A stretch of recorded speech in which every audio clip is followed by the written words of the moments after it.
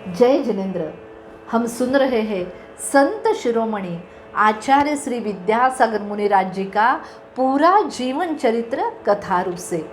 उस श्रृंखला की आज ये नई अगली कड़ी। तो श्रोताओं, चलिए शुरुआत करते हैं मंगलाचरण से।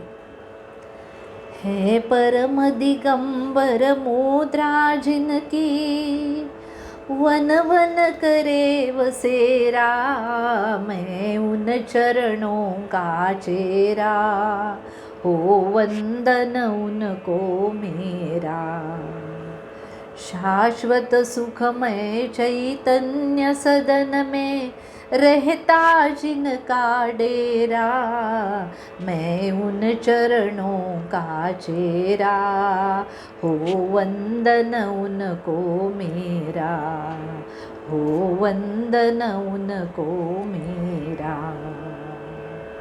बोलिए पंच परमेष्ठि भगवान की जय जय जय। आचार्य श्री विद्यासागर मुनिराज जी की जय जय जय। नमोस्तु नमोस्तु नमोस्तु आचार्य श्री, नमोस्तु। तो चलिए श्रोताओं, अब तक हमने सुना मुनि विद्यासागर जी का पूरा परिवार सदलगा से निकलकर अजमेर पहुंचा है। और क्या, किसके लिए? मुनिराज के दर्शन के हेतु। सबने दर्शन किया है मुनिराज जी का और आशीष भी उन्होंने लिया था। सब दर्शन करने पहुँचे सोनी जी की नसिया में। क्या आपने दर्शन किया है अजमेर में इस मंदिर का? चलिए सुनते हैं इसके बारे में। अजमेर में यह एक वास्तुकला की दृष्टि से समृद्ध ऐसा जैन मंदिर है। 19वीं सदी के अंत में ये बनाया गया था। देश के सुप्रसिद्ध श्रीमंत सेठ मूलचंद जी और नेमीचंद जी सोनी जी और अब भागचंद जी सोनी जी द्वारा निर्मित है यह मंदिर। इस मंदिर की 3 मंजिली रचना है। लाल पत्थरों का शिल्प, ऊपर विशाल ऐसा गगनचुंबी शिखर पर सुडोल कलश, और वो भी स्वर्ण निर्मित है। मंदिर के साफ शुद्ध कलापूर्ण प्रांगण में 84 फुट विशाल उत्तुंग ऐसा मानस्तंभ है। स्तंभ के ऊपर 4 पद्मासन प्रतिमाएं स्थापित है और नीचे 4 खड्गासन प्रतिमाएं सुशोभित है। स्वर्ण नगरी, सोने का शहर। इस शहर के नाम से मशहूर मुख्य कक्ष में सोने की परत चढ़ी हुई लकड़ी की कई आकृतियां हैं। स्वर्ण कक्ष में अयोध्या का मंदिर, उसका चित्रण करने के लिए 1000 किलो सोने का इस्तेमाल किया गया है। गर्भगृह में मूल नायक ऋषभनाथ की बड़ी सफ़ेद संगमरवर की बहुत ही सुंदर प्रतिमा है। प्रतिदिन जल से भगवान का अभिषेक होता है। वहाँ संग्रहालय भी है जिसमें तीर्थंकर ऋषभदेव के केवल ज्ञान को 225 स्वर्ण कमलों के ऊपर चलते हुए दर्शाया है और मोक्ष को कैलाश पर्वत के मॉडल के माध्यम से दर्शाया है। हस्तिनापुर का राजा श्रेयंस द्वारा दिया हुआ आहार दान, उसका भी मॉडल इधर है। स्वर्ण आभा से दीप्त इस मंदिर को देखने के लिए देश विदेश से कितने यात्रीगण यहाँ आते हैं। देखने वाले की आंखों में स्वर्ण का सात्विक सौंदर्य समा जाता है। अपने धन का इतना सदुपयोग करने वाले सेठ सोनी जी को मन ही मन धन्य धन्य मानकर आशीर्वाद भी देते हैं, क्योंकि मंदिर तो समशरण का प्रतीक होता है। वहाँ जाकर हम तीर्थंकर भगवान से प्रार्थना करते हैं। क्या प्रार्थना करते हैं? मेरे मन मंदिर में आन, पधारो महावीर भगवान। मेरे मन मंदिर में आन, पधारो महावीर भगवान। भगवन तुम आनंद सरोवर, रूप तुम्हारा महामनोहर, निश दिन रहे तुम्हारा ध्यान, पधारो तीर्थंकर भगवान, पधारो आदिनाथ भगवान, पधारो महावीर भगवान। सदल गा के श्री मल्लप्पा जी के परिवार ने अजमेर की और भी मंदिरों का दर्शन किया।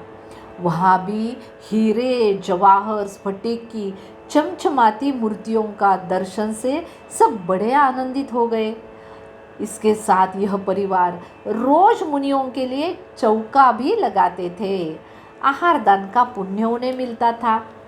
एक दिन की बात है, क्या हुआ, इस परिवार के चौके में आहार के लिए पड़घाए गए मुनि श्री विद्यासागर जी। तन मन जीवन अब धन्य धन्य हो गया। आहार के बाद मुनिश्री निकले तो सब लोग आशीष लेने के लिए उनके चरणों में नतमस्तक हो गए। मुनिश्री ने सबको आशीष दिया, आशीर्वाद दिया। सब उठकर जाने लगे, पर सामने के दो सिर झुके रहे, देर तक वो उठे ही नहीं। मुनिवर ने देखा उनकी तरफ तो वे थे अनंतनाथ और शांतिनाथ। क्या चाहते हैं आप लोग? मुनिवर ने पूछा। कुछ नहीं, आशीर्वाद दीजिए महाराज। तो महाराज भी मुस्कुराए। शांतिनाथ से बोले, तू शांति सागर बनेगा। और अनंतनाथ से बोले, तुम माता पिता की सेवा करते रहना। दोनों बच्चे हंसते मुस्काते रहे। आगे चलकर इसका अर्थ क्या होगा किसी ने सोचा भी नहीं था। कोई नहीं जानता था कि मुनिवर के आशीष से देश को 2 युवा मुनिराज मिलने वाले हैं। आप सब लोग तो जानते ही हैं ना, जो शांतिनाथ छोटे भाई थे विद्यासागर मुनिराज जी के, वो तो अब आचार्य से बन गए हैं, आचार्य समय सागर जी महाराज। तो बोलिए आचार्य समय सागर जी महाराज की जय जय जय, क्योंकि उन्हें आशीर्वाद ही वैसा मिला था, तुम शांति सागर बनोगे। मल्लप्पा जी और श्रीमती जी ने एक दिन गुरु ज्ञान सागर जी और मुनि विद्यासागर जी की पूजा करने का भाव रखा। वो इच्छा उन्होंने गुरुवर के सामने रखी। गुरुवर ने आज्ञा दी। सोनी जी की नसिया में ही करना तय हो गया। लेकिन अब परिवार के सामने बड़ा प्रश्न खड़ा हुआ कि हम मुनि विद्यासागर के चरणों में क्या चढ़ाए। मल्लप्पा जी ने कहा, हमारे पास है ही क्या देने के लिए। माँ श्रीमती भी यही सोचती, क्या चढ़ाऊं, क्या चढ़ावे हम सब। सोने जी की नसिया स्वर्ण मंदिर में पूजन करना है, तो इस स्वर्णिम अवसर पर स्वर्णिम चरणों पर स्वर्ण चढ़ा देने का भाव ही उनके मन में आ गया। तो घर से निकलते समय बिल्कुल सहजता से स्वर्ण अंगूठी लाई थी उन्होंने अपने साथ। अपने परिवार को सबको उन्होंने दिखाई, पति को भी दिखाई। देखकर संतुष्ट आनंदित हो गए। दोनों ही अब वो अंगूठी देखने लगे। यह तो वही थी जिसे विद्याधर बचपन में पहन लेते थे। अब उस अंगूठी में दोनों भी माता पिता अपने प्रिय पुत्र की सुकोमल, सुंदर और चमकदार अंगुली देखने लगे। थोड़ी देर तक वही अवस्था रही दोनों की भी। अब पिताजी ने कहा, श्री, जब पुत्र अपने पास नहीं तो उसकी प्रिय वस्तु भी क्यों रखें हम, वह भी उसी की ओर कर देनी चाहिए हमें। हाँ जी, आप ठीक ही कह रहे हो, ले जाइए इसे स्वर्णकार के पास। तो वैसे ही किया पिताजी ने। उन्होंने उस अंगूठी को 108 स्वर्ण पुष्पों में परिवर्तित कराकर वो लेके आए। अरे सुनिए, मित्र मारुति ने तो घर से ही पूजा के लिए चांदी के पुष्प बनाकर लाए थे। हाँ, मित्र हो तो ऐसा ही। तो बड़ा आनंद बढ़ाने वाला मंगल दिन आ गया। सोने की नसिया में, सोने की मूर्तियों की कृपा छाया में स्वर्णाधिक महत्वपूर्ण गुरु और शिष्य की ठाट बाट के साथ पूजा की सबने। कर लो गुरुवर का पूजन, आई सुखद घड़ी। कर लो गुरुवर का पूजन, आई सुखद घड़ी। आई सफल घड़ी, देखो मंगल घड़ी। आई सफल घड़ी, देखो मंगल घड़ी। कर लो गुरुवर का पूजन, आई सुखद घड़ी। आई सुखद घड़ी, आई सुखद घड़ी। पूजा में पुष्पम निर्वपामिति स्वाहा, इस समय अर्पित कर दिए स्वर्ण रजत पुष्प दोनों के ही चरणों में। देखने वाले श्रावक सोचने लगे, क्या ये पूजा स्वर्ग में होती है वैसे ही नहीं है क्या? जैसे देवादिगण तीर्थंकरों की पूजा स्वर्णादि से करते हैं वैसा ही लग रहा है हमें। इस पूजन से सभी को आनंद आ गया। पूजन के बाद मल्लप्पा जी ने विधिवत ब्रह्मचर्य व्रत ग्रहण किया। इस पूजन में सेठ भागचंद जी सोनी जी भी उपस्थित थे। परिवार के यह सब शुभ भाव देखकर उनको लगा अजमेर नगर आज धन्य धन्य धन्य हो गया। उन्होंने सोचा नहीं था कि इस स्वर्णिम वैभव के तल पर वैराग्य त्याग खड़े होकर मुस्कुरा देगा। देखते देखते दर्शन, प्रवचन, आहार दान, इसमें एक मास, एक महीना बीत गया परिवार का। वैसे तो घर जाने का मन ही किसी का नहीं हो रहा था, पर क्या करें, अब सब लौट गए सदलगा अपने गांव, अपने घर में। घर पहुंचने पर अजमेर आचार्य श्री मुनिराज मन में, हृदय में ही थे। अपने बेटे ने वीतरागता का मार्ग अपनाया, बड़ा अभिमान, आनंद हो रहा था। वो मुनि दीक्षा का प्रसंग वैसे तो बड़े बेटे महावीर भैया ने कथन किया था, पर अजमेर में भी अनेक लोगों ने उसका वर्णन किया। आज माँ के आँखों के सामने साक्षात दीक्षा विधि का प्रसंग आ रहा था। गुरुवर ज्ञान सागर जी के चरणों में ब्रह्मचारी विद्याधर ने निवेदन किया था। क्या था वो निवेदन? मैं सकल चराचर जीवों को क्षमा करता हूँ, सभी मुझे क्षमा करें।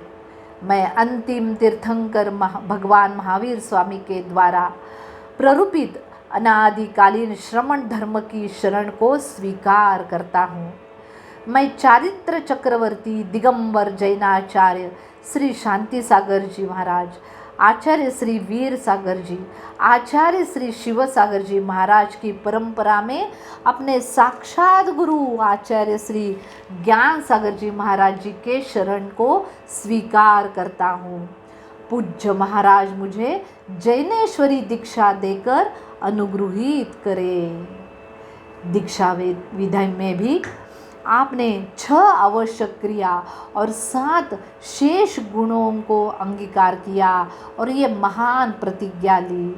हजारों आँखों के सामने आपने वस्त्र त्याग कर बने युवा श्रमण मुनि विद्यासागर। नवदीक्षित शिष्य को गुरु ने उपदेश दिया, आत्मकल्याण के लिए निरंतर आगे बढ़ने का, साधु योग्य निर्दोष आचरण करने का। आपने भी यह प्रेरणादायी उपदेश ध्यान से सुना और वैसा ही संकल्प किया। माँ का मन सोच रहा था, बोल रहा था, बेटा विद्या, मेरा पूर्व जन्म का पुण्य था तो ही मैंने तुम्हें जन्म दिया, मेरे आंगन में बड़े हो गए, पर बेटा यह आंगन छोटा था तेरे लिए। मेरे मातृत्व की छाया से दूर होकर तूने जिनवाणी माँ के मातृत्व पाया, गुरु चरणों की शीतल छाया पाई, श्री भगवान की वीतरागता का मार्ग अपनाया। धन्य हो गई मैं, धन्य हो गई, धन्य हो गया मेरा स्त्री जन्म, स्त्री जन्म। मातेव बालस्य हितानुशास्ता, माँ की तरह बालक का हित चाहने वाली है शास्ता। तुम्हारे चरणों में तुम्हारी माता का प्रणाम प्रणाम प्रणाम, तुम्हारी माता का प्रणाम प्रणाम प्रणाम। जय जिनेंद्र आप सबको, जय जिनेंद्र।